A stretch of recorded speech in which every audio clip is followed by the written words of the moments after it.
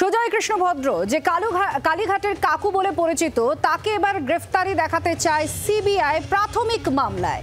সুজয় কৃষ্ণ ভদ্রকে প্রাথমিক মামলায় গ্রেফতারি দেখাতে চায় সিবিআই। পার্থ অয়নশীলের পর কালীঘাটের কাকু অর্থাৎ সুজয় কৃষ্ণ ভদ্রর ক্ষেত্রেও একই কৌশল সিবিআইয়ের।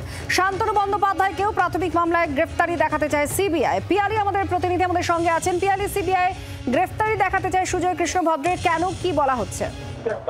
দেখো, সিবিআই তরফ থেকে সম্প্রতি সিবিআই যে বিশেষ আদালত রয়েছে সেখানে তারা আবেদন জানায় এবং সিবিআই তরফ থেকে যেটা বক্তব্য যে এই মামলার তদন্ত এই মুহূর্তে এমন একটা ক্রুশিয়াল স্টেজে রয়েছে যে সময় এই দুজন শান্তনু বন্দ্যোপাধ্যায় এবং সুজয় কৃষ্ণ ভদ্র তাদের দুজনকে এই প্রাথমিকের নিয়োগের যে মামলা সেই মামলাতে দুজনকে কাস্টডিতে নিয়ে জেরা করার প্রয়োজনীয়তা রয়েছে।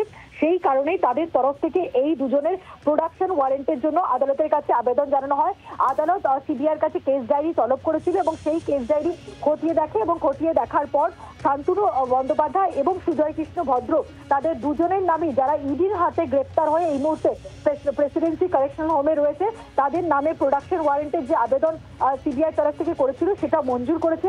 আগামীকাল দুজনকেই আদালতে সশরীরে পেশ করার নির্দেশ দিয়েছে আদালত, যেটা অত্যন্ত গুরুত্বপূর্ণ কারণ শান্তনু বন্দ্যোপাধ্যায় এবং সুজয় কৃষ্ণ ভদ্র তারা দুজন ইডির হাতে নিয়োগ দুর্নীতি মামলাতে গ্রেপ্তার হয়েছিল।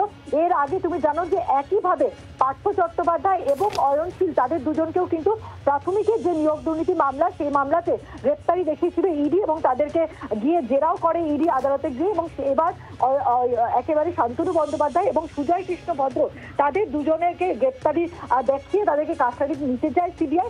সেই কারণে প্রোডাকশন ওয়ারেন্টের আবেদন করা হয়েছিল, আবেদন মঞ্জুর করেছে আদালত এবং কালকেই দুজনকে আদালতে পেশ করা হবে। ধন্যবাদ পিয়ালি। বাংলার আওয়াজ, বাঙালির আবেগ, জি 24 ঘন্টা।